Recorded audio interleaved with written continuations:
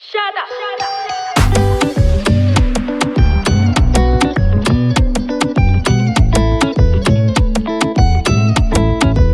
Voalohany hitanao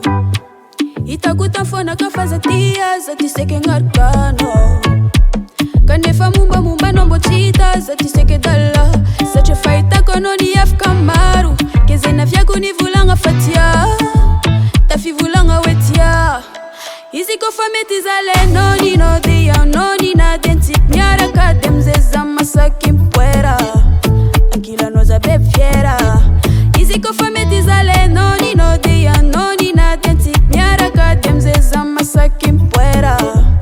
ankilanao za be fiera fahitako ninatira mandal satria fitiavagna zao ty tsisy raha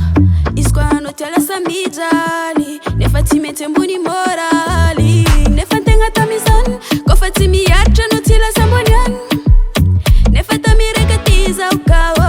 tafagnanognano fatany sy kofa ty anao lasa masaisay normal viavy manjengny lelahy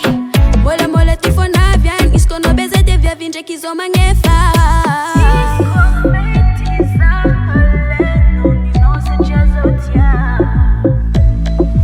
apodiko ndraiky izy ty izy kofa mety zalenao ninao dia anao ninady antsika miaraka de amizay za masaky mipoera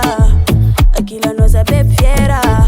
izy kofa mety zalenao ninao dia anao ninady antsika miaraka de amizay za masaky mipoera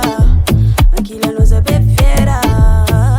fitiavagna ty zalagarabe kofa ty antegna tafiaritray agnaty fonaka efa mamay efa te hivolagna zazala aleva za ninao aza vela za tanao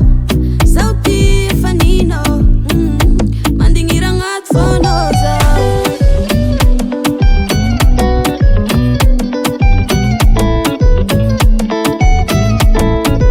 izy kofa mety zalenao ninao dia anao ninady antsika miaraka de amizay za masaky